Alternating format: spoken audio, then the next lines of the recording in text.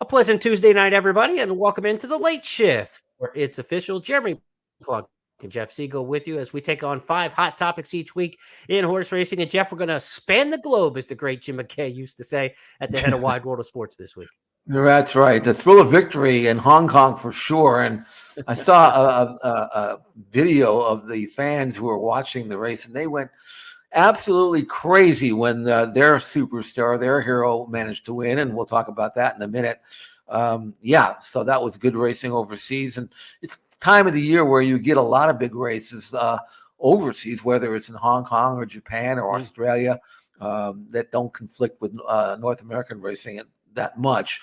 After the first year, it'll change. So we'll talk about what happened there, and Bob Baffert winning as usual at Los Alamitos, and a very popular horse down at Oaklawn that I'm kind of growing on me. I can tell you that. We'll talk about him. And then we've got a Triple Crown tracker with another coming three-year-old by Justify that looks like he might be the goods. All right, let's get to it. Our 5 topics. We start off with number 1, and we are headed to Hong Kong for this one because last weekend were the Hong Kong International races, and in the Hong Kong Mile, the 3-time defending Horse of the Year in Hong Kong was in action. His name's Golden 60. It seems like he's won 60 in his career. He did it again for the 3rd straight year. Golden 60 called upon now. The great horse to the outside, and he went whooshka. It is Golden 60 taking over. Shartin is electric. He's 3 on Beauty Eternal. Then came Namur. Next in then is Soul Rush, but it's Golden 60 for Hong Kong. 4 on Voyage Bubble. That's not a whip. That's a wand. That ride from Vincent is magic. Golden 60.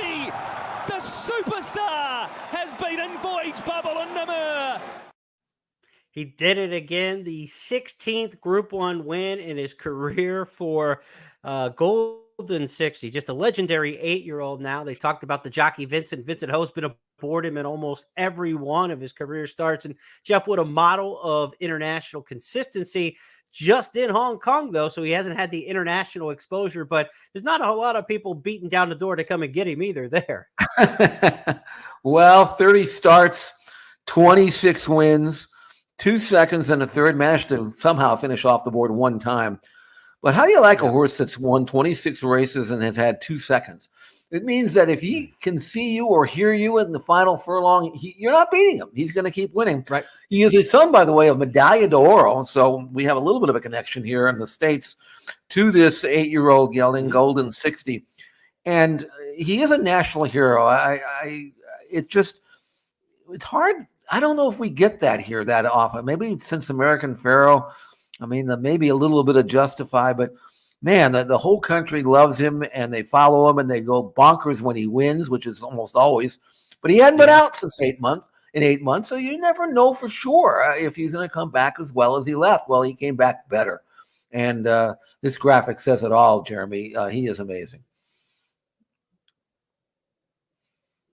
Look at the days off over the last 4 racing seasons. You talked about he had been away almost 8 months coming into the race last week, and 200-day layoffs have been the norm as part of the racing schedule in Hong Kong, as well as their deliberate stretching out of his campaign. And they've campaigned this gelding absolutely beautifully. One thing I felt that I was curious about, I went back and looked at each one of his 30 career starts, 9.8 horses per race in those starts over the course of his career. So he's taken on 8.8 rivals per race. These are not just lining up against 3, 4, 5 horse fields like we see in grade 1 races in the U.S. a lot of times and knocking off the same handful of horses. Golden 60's done it over the course of those 30 starts.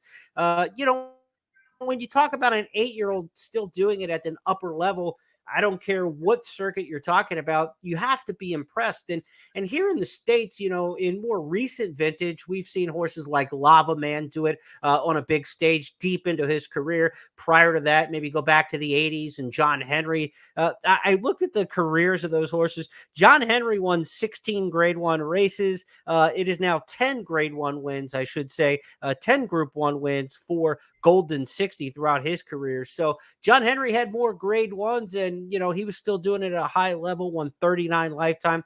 Lava Man, on the other hand, won 7 grade 1s in his 17 career victories. So you're talking about a horse who's somewhere between Lava Man and John Henry in the annals of history, the way we can compare things here stateside. Well, I go back even farther with Kelso and Forgo in the East.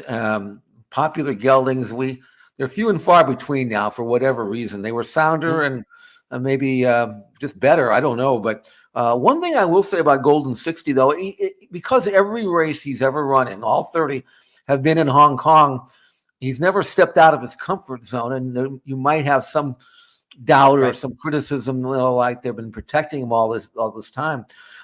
It's hard to say how good he would be if he came to the States or went to Europe and ran. But I can tell you that Time Form, which grades horses on the same scale everywhere, they've been consistently assigning him Time Form ratings in the mid 120s on their scale, upper to mid 120s. And that would make him, if that were accurate, and I assume it's close as you can get, that would make him one of the best milers in the entire world, which is probably what he is based on his form. Too bad that he's probably not going to ever have a chance to prove that, other than if someone comes and gets him.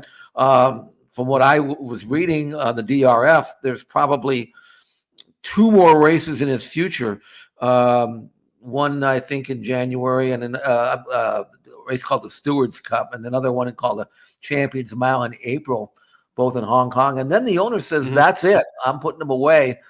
And it'd be kind of a shame not to have tried be a little bit more ambitious. But there's no doubting how good he is. And like I say, he is a national hero in Hong Kong. Well, Golden 60, you mentioned the sire, Medaglia d'Oro and the American Connection. The dam side is all American pedigree as well. If you look at the mares on the dam side, you're going back to My Charmer, who was the dam of Seattle Slew, Swedish Chant. You've seen some big American stakes races named after these outstanding race mares and brood mares. So there's a lot of American pedigree top and bottom on Golden 60. If that makes you feel like he can compete on an international stage on the bloodlines, to go with that turn of foot we saw. We love to see our turf milers with a turn of foot. What an acceleration that he had there in the stretch that we just saw in the Hong Kong Mile. So that's a look at a Far East superstar to kick things off. And interestingly enough, we just had a Far East superstar go into retirement, and they're going to have the retirement ceremony for Equinox this weekend at Nakayama Raceway. So as one steps off the stage, we still have this 8-year-old in the Far East from Japan to Hong Kong. Really some horses in the Orient that have caught worldwide attention in recent weeks. Let's go to our second topic this week on the big board. This is a little more familiar to American horse players. Bob Baffert won the Starlet again at Los Alamitos. That should come as no surprise. He did it with a filly named Nothing Like You. 3/16 from home, it's Nothing Like You, clear by more than 2 lengths. Great 48 second on the inside of Chatalis. Flynn's chances next. Now, Great 48 has ducked out and Chatalis was interfered with. It makes no difference to the winning result in the Starlet because Nothing Like You is coasting down the stretch at Los Alamitos to win in a breeze. Great 48 ended up a clear second. 7 straight wins now in the Starlet for the Baffert barn. We'll take a look at his 10 winners in that race overall in just a moment. But Jeff, your thoughts about this filly in particular?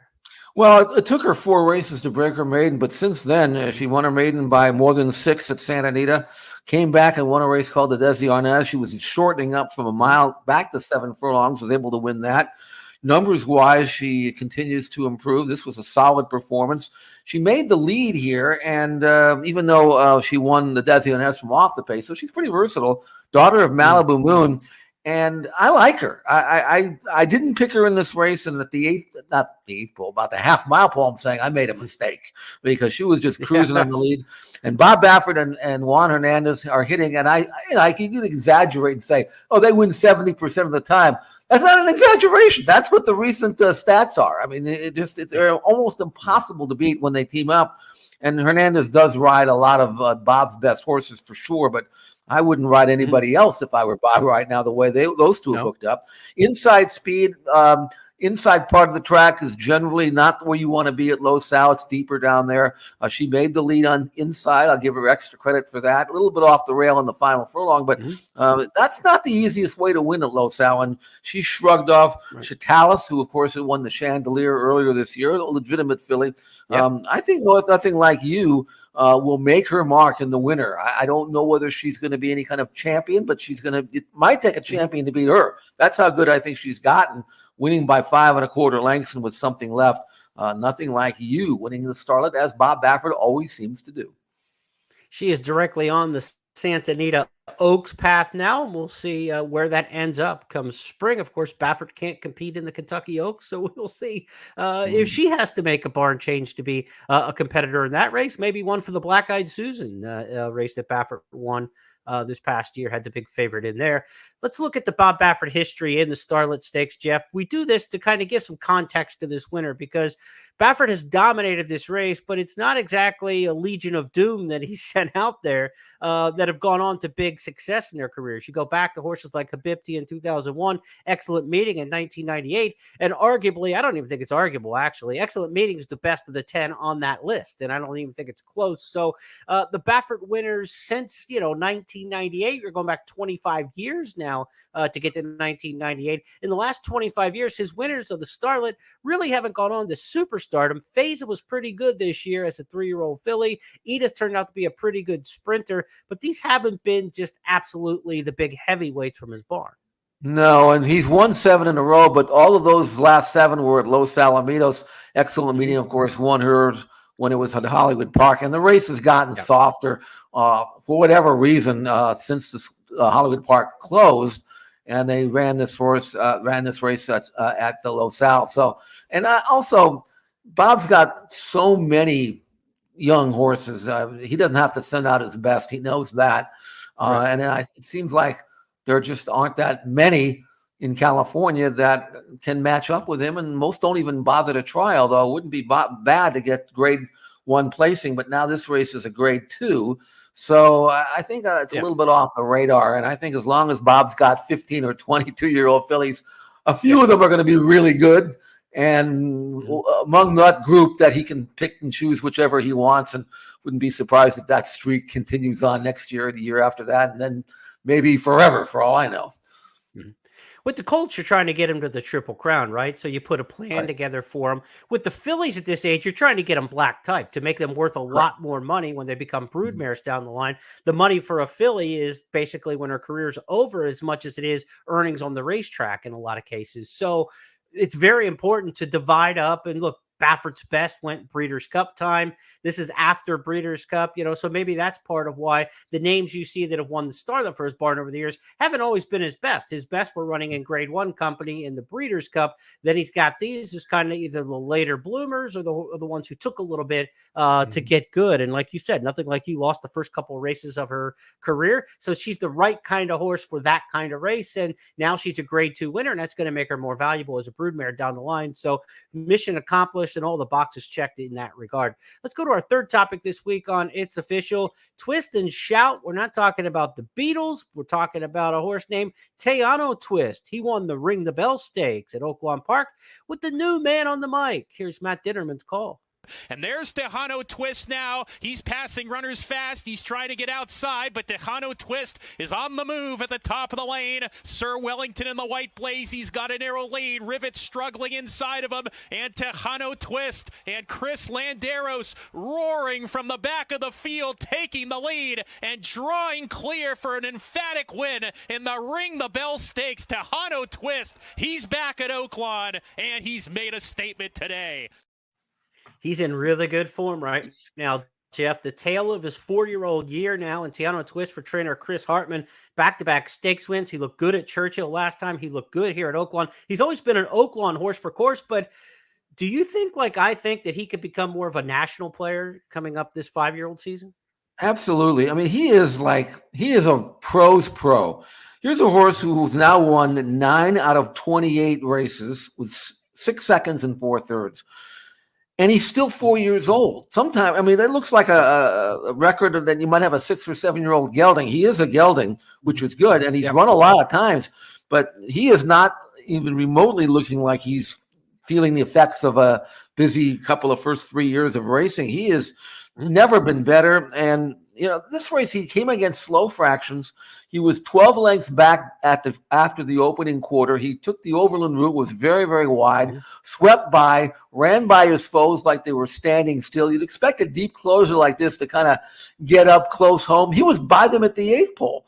I mean, that's how much he was accelerating from the top of the stretch to the wire. And that short 1/8 of a mile that he just blew them away. Must have turned in an 11 flat 8th there, and one going away by 5 lengths.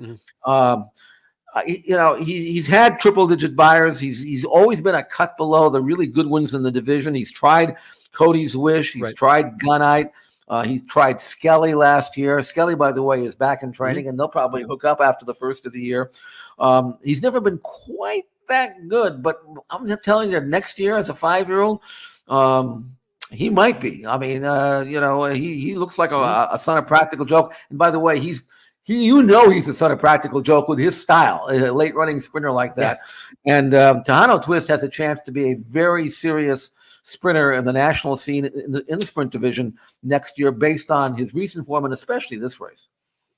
And based on history, because there's a horse named Whitmore we all know for his success later in his career, but the lead up in the career to this point, Whitmore and Tejano Twist look an awful lot alike. Like you mentioned, Tejano Twist has been a cut below against the best horses, but he's getting good the older he gets. He got his first graded stakes win this year at age 4. Whitmore did not win a graded stakes until he was a 4-year-old. He did not win a grade 1 race until he was age 5. So we're talking about a horse who can develop from 4 to 5 and rise up the stakes ranks. Whitmore the same way, Oaklawn based. He was a Ron Moquette trainee, of course, and really a horse for course. A lot of people thought at Oaklawn until he just got better and better and better the older that he got. Whitmore won his first grade 1 at Saratoga as a 5-year-old. I would not be surprised if Tejano Twist is capable of something like that in the summertime this year. Maybe Churchill Downs handicap on 7 furlongs on Derby Day. This is the kind of horse who could maybe be a grade 1 winner here in the next 5-6 months. And then, Whitmore won his first grade 1 at 5. He didn't win the Breeders' Cup until he was 7, the Breeders' Cup sprint. So these good sprinters, this is what we used to see in the sprint ranks, right? I mean, we were used to Kona Gold and horses like that, like sprinters who stuck around, and there's good, tough geldings that were in the Breeders' Cup sprint. It was a long gap between, those kind of horses and Whitmore, but we could have one here in Tejano Twist. I think he's really that talented. He was good for Brett Calhoun early in his career. Chris Hartman's had him for the past couple of years, and this is a horse who's going to make some noise. And I'll say right now, I really do think the Churchill Downs handicap at 7 furlongs could just be his coming out party on a national stage in one of those big time races, grade 1 on the Derby under. Let me keep an eye on Tejano Twist. This is a sprinter we both like.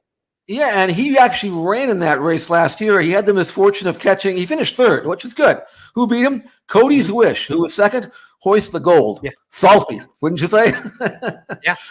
Yeah, and we don't have Cody's Wish anymore, right? I mean, as sometimes happens is, the attrition in a division. Some of the brilliant horses are stepping aside, going to the breeding shed, and some of these tough geldings and older horses, they can rise to the top. Yep. I've got a feeling we're going to hear a lot more from Tejano Twist, hopefully, knock on wood, throughout the course of this year. Now, that's talking the older division, but this time of year, we're thinking 3-year-olds, and our Triple Crown trackers dialed in on yet another 2-year-old by Justify. We're going to take a look at Valentine Candy, a winner of the Advent Stakes on opening weekend at Oaklawn Park.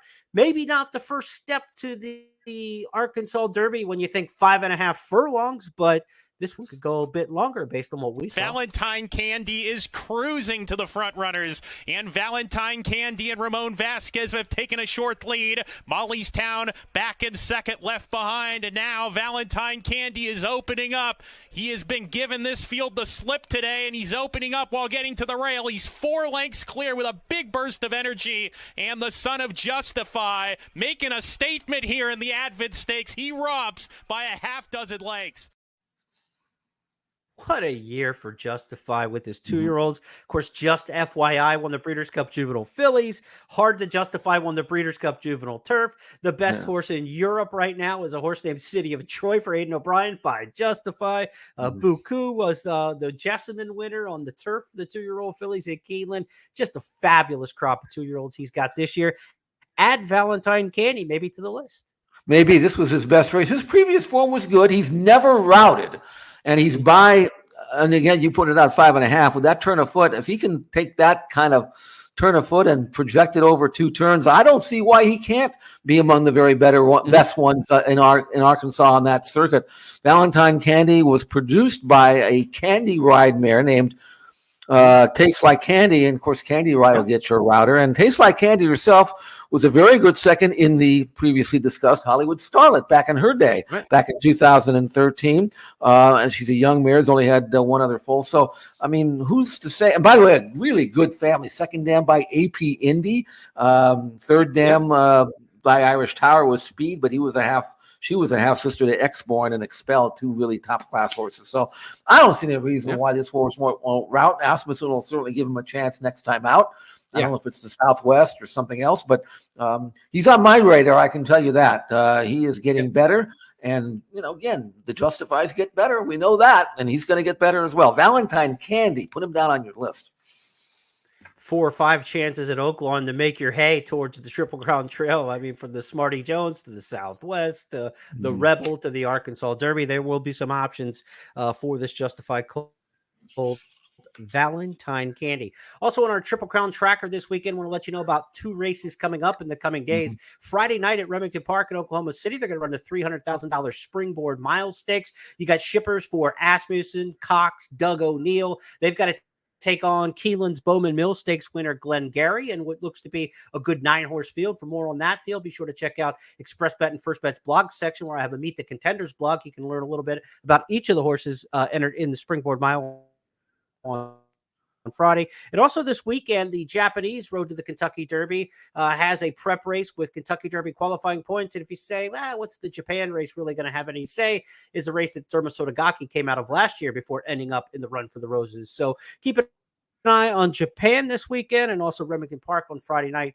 as part of our Triple Crown tracker. Jeff, we're heading to the Far East a lot here in the last few weeks. Well, why not? They come over here and have done quite well in the last several years. We saw what they did at Del Mar in the Breeders' Cup a couple of years back, and we were not wrong about Derma Sotogake. We both liked him in the Derby last year. I know he finished nowhere, but his race in the Breeders' Cup Classic shows us that he is top class, world class, and you never know. I mean, nothing that Japan sends out would surprise me. And, Equinox, I mean, all he is maybe the best horse in the world. So, although retired now, but you got to respect anything that comes from Japan now. Yeah, even more so, I think, right? Derma Sotogake ran 6th in the Derby and had a lot of trouble in that race at the start and still ran well. But again, like you said, what he did in the Breeders' Cup underscored his ability and really gave legitimacy, I think, to people who are Kentucky Derby handicappers looking forward. I think we're going to have to respect these Japanese horses a little bit more. That if you were skeptical last year and say, my first cross out, some handicappers say my first cross out in the Derby was Derma Sotogake because I'm not playing a Japanese horse coming over here for the Derby. He ran well enough and then underscored that in the Breeders' Cup to make you say, I've got to handicap him now. You might still not like a particular horse. Not every horse who comes over here will be as talented as that one, but maybe we'll find one that's more talented. You've got to handicap them now. I think that's the bottom line of what we'll learn. We'll see if we can get one from Japan this weekend. Now, this Star of Tomorrow that we have to wrap up our show is not going to be on the Triple Crown Trail because 1, it's a filly, and 2, she's 3 years old. Her name is Nick Stiles. She's already run twice in her career. She was in a first level allowance race at Gulfstream Park a few days ago, and Pete Aiello will show you how she Nick runs. Style has the lead to the top of the stretch. The half was 45 seconds flat. On the outside, Divine Connection is 3 wide. In between horses, Gervin Girl still right there. Major Price tries to get a rally together. Off the turn and the stretch drive. Nick Style, she's got something in the tank here. Junior Alvarado sends her on with the task, and she's 7 in front. Principe is a huge price trying to rally for a slice. From between horses, Gervin Girl outside Divine Connection. But Nick Style comes back impressive. She won by 8. Maybe one of the best horses for trainer Ralph Nix since he won the Breeders' Cup Juvenile Fillies with Caledonia Road back about a decade or so ago. Looks like he's got a pretty good one on his hands if she can stay healthy. I made her a best bet for Express Bet readers based on not this race. Obviously, I didn't think she'd run this good, but I went back and watched the video of her 2-year-old race way back in May of her 2-year-old season, and she did the same thing going 4.5. She just laughed at him. Never was asked to run at all. Eased up in the final 16th of a mile. And then in an interview after the race, Ralph said that she had a lot of issues, and then they brought her back, and they had to stop on her again. So she's off a year and a half. And we had some workouts on her on XBTV that would have indicated to me anyway that she was ready. And boy, was she ever. A daughter of Uncaptured and out of America by Street Sense. And Ralph said that I don't think she's just a sprinter. I mean, I think she'll go a mile. Well, the way she won this way, she certainly should. She's got good quickness leaving the gate. She switches off and cruises midway. And then when you chirp to her and turn her loose at the top of the stretch, she explodes again. She gives you that second move. I mean, no one's going to get in front of her going around. And if she can do that two turning, what she just did here going 3/4, who's to know and who's to say if Nick Style might not be one of the better fillies next year during her 4-year-old season? She's still got all her conditions or another condition before she'll handle stakes. Ralph said he's not going to run her back that quick. He'll take his time, which is smart. I think Nick Style has a chance to be a very, very significant member of the older filly and mare ranks next year, sprinting or routing. She'll get some chances at Gulfstream during the long championship meet that goes all the way to about the 1st of April. Also, Tampa Bay Downs has a good program for the fillies and mares on the main track there during the same time of year in the first quarter of the year. So if Ralph wants to get her a little bit of time now and then bring her back towards the start of spring, you've got those options. And then, of course, you got some big ones at Keeneland coming up in April then, where you could go short or long as the horses start to, snowbird in reverse and come back north in springtime. Would you make her the winner book favorite for the Madison then? That's the kind of race we're talking about. Yeah, that's kind of what what you might want to be looking at, a race along that line. And then, of course, Churchill Downs has got, we talked about the Churchill Downs handicap. They've got the Derby City Distaff that raced the Green Knight Olive, got trapped down on the rail this year. So, yeah, those are the kinds of races that, the Derby horses are really easy, right? We know first Saturday in May, third Saturday in May, and then the 5 weeks later in June. And but with these older horses, the calendar's a little bit different, and you kind of look at some different targets and goals, but some of them do match up with the Triple Crown races, like those big races on Derby Day. So yeah, the Madison would be a great race for her. She turns out to be a good 4-year-old sprint filly. If they want to go long, who knows what she could do? The world's her oyster at that point. And a lot of one-turn races are going to be run in New York this year, at Aqueduct with an extended meet there. So they may not have to stretch around 2 turns to get to some of the bigger races. 90 buyer speed figure in this race. Yeah, 90 buyers for speed figure, and she wasn't even trying, so she's already right up there with her. Nick's Style, NIC''S, Nick's Style. Put that one down in your stable mail, and we'll see where she returns for trainer Ralph Nix. That will wrap up our 5 topics on the big board this week. We started off going to the Far East, where the Hong Kong Mile was the 10th Group 1 win for Golden 60. The 8-year-old did it for the 3rd year in a row. Bob Baffert's latest Starlet winner is a filly named Nothing Like You. The 10th time he's won the Starlet, 7 years in a row. Twist and Shout, Jeff and I both love who could be the next coming of Whitmore. Tejano Twist, one to watch for trainer Chris Hartman after winning with a deep close in the Ring the Bell Stakes at Oaklawn Park for a 2nd straight stakes win.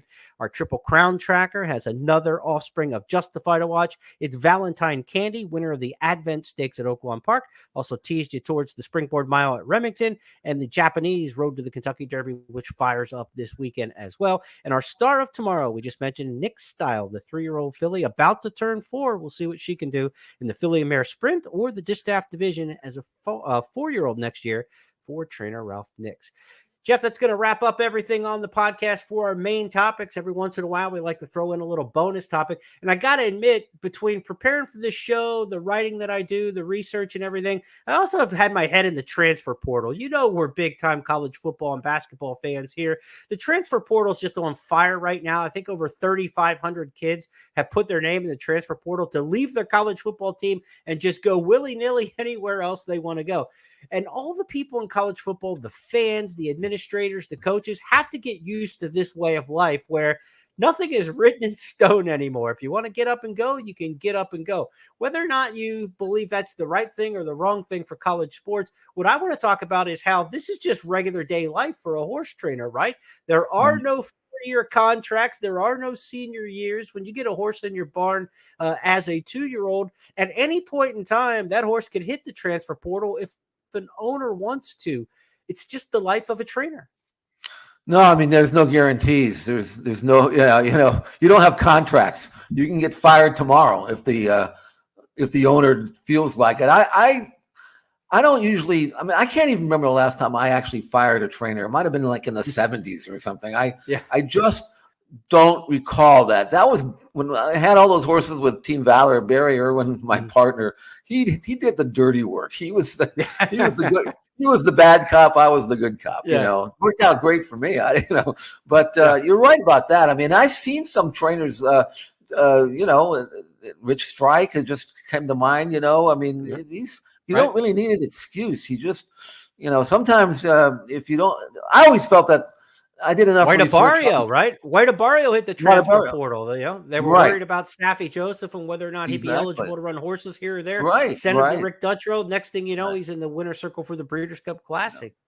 Jeff, the fans out there, do they know how the process works? And I want to talk to you as an owner. Let's say you've got a horse in your barn. John Sadler trained some of the horses you have in Southern California. Let's say hypothetically you wanted to move your horse for John Sadler. How's the process work? I would just go to him and explain why. I mean, mostly John doesn't need my horse. That's for sure. I don't think he'd care one bit.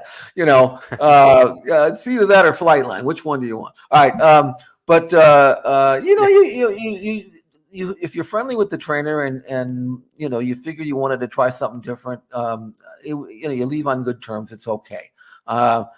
Again, I don't recall ever having to do that. Sometimes if I really want to make a switch, I send them out to Northern California and use that as an excuse if I had to, I'm just changing venues here. I want to go a little easier, or I want to send them back east or something. So that's how I would do it. But I have never had really the opportunity to do that. So I don't know. It's hard. But other trainers, they have to blame somebody. Other owners, I should say, they have to blame somebody, and it's usually the trainer. So not the horse's fault. So it happens, for sure. And by the way, you're talking about the transfer portal. You talk about it. It's a new way of life. Do you know that Notre Dame and Oregon, they don't even recruit quarterbacks anymore? They don't. They just pick off the best. They can do it. They have the NIL to do it. Why take a freshman and develop him for 2 or 3 years when you can get a 5-year guy for some money? Or Notre Dame's taken 2 from the ACC. I mean, your quarterback from Oklahoma is on his 3rd school. He'll take over for Nix and do well up at Oregon. Gabriel. So I mean, it's changing. I mean, the real. By the way, I want to tell you something. Maybe you don't even know this, but in California now, a lot of these low-level Division I schools. I mean, talking about Mountain West schools and WAC schools, and their coaches are going out recruiting kids, saying, "Look, come to my school for 2 years. We will get you ready to jump into the high Division I. If you go to a Division I school now, you might not play. You'll play for us. You'll get good tape, game tape ready, and then after 2 years, God bless you. We'll send you on your way. We'll find the best place for you." It's a different kind of recruiting now. It's almost like going to the minor leagues in baseball and then working your way up. College football has changed overnight, and I don't know about how a lot of people really realize it, but it has. And we're so averse to change in horse racing because we're insular, and that's what we look at and what we focus on. But everything's changing around us in many, many ways. So this is just another example. And part of the reason why we bring it up in this podcast, just to shed a little different perspective, but how it kind of ties back to what we're doing. A lot of sports are dealing with a lot of change. And we're talking about major TV contracts, streaming services. The Dodgers just signing Ohtani for $700 million, $680 million of it deferred to like 20 years from now. I mean, like, just the way the business is conducted is different. It's just different in a lot of ways. So buckle up, babe. We got change coming in horse racing. It's here. It's happening around us in every other field that we follow. Just don't think that because something's going different in horse racing that the sky's falling, because it is everywhere. Change is everywhere. Change can be bad. Change can be good. There are definitely reasons why the sky is falling in horse racing. I'm not pumping sugar into everybody. We've got our problems, no question about it. But change is how you get out of those problems too. So you have to embrace some change. And I think that's part of the message of, what we talk about with being a college football fan, a Major League Baseball fan, whatever you want to talk about. Change is here. It's different. The NBA just played an in-season tournament the other day that they've never played before. A different look. The Lakers, heaven forbid, are going to hang a banner in the rafters at Staples Center for winning an in-season tournament that didn't exist 2 weeks ago. So I think the NBA asked to do that. The NBA asked them to do that because they want to pump up this tournament that nobody really paid attention to. I know, but I'll tell you one thing about changes in horse racing, though, and that is, you look at these massive purses at Oaklawn and Kentucky, and they're just, they dwarf what we have here in California. And there is some concern here that some of the horses that have been ticketed for California, they're always going to say, I'm just going to go somewhere else where the money's stronger, and it could hurt our sport here in California. I don't know what the solution is, but that could be a get slots. You gotta get on your politicians out there. That's the deal. You gotta get slots. It's not even the politicians. It's the Indian reservations that they've got. They got everything tied up here, but that's a different story. Yeah. We won't talk about that too much. We'll just have to enjoy what we have and look forward to a great racing and enjoy it even with the lesser purses. The California horse player is still the most important horse player in America. The numbers suggest it. The numbers. Yeah. Yes, the numbers show it. So California is extremely important to the entire national landscape of horse racing, no doubt about it. Whether or not you're talking horsemen and purses in the Southern California circuit, we need horse racing in California because the rest of the country needs California bettors betting their product. There's no question about that. California still has a major flex when it comes to betting handle, not only in state, but around the entire country. We need those players on the West Coast. So you got to have a strong and healthy horse racing industry out West. Jeff and I will be back next week to take on 5 more hot topics on It's Official. But between now and then, circle your calendar for Friday when we will have the First Call podcast for you to preview 8 weekend stakes races. I'm sure we'll hit some of the Friday night races at Remington Park and also some big weekend stakes from around the country. The 2-mile Allen Jerkins. Horses are already starting to warm up for that one on Saturday at Gulfstream Park. To be sure, they'll go 2 miles on the grass at Gulfstream this weekend. Tropical Turf Pick 3 off to a pretty good start this weekend. So the new bet at Gulfstream. Be sure to check that out when racing resumes there for a full week of racing this weekend at Gulfstream. On behalf of Jeff Siegel and everybody with First Technologies, I'm Jeremy Plonk.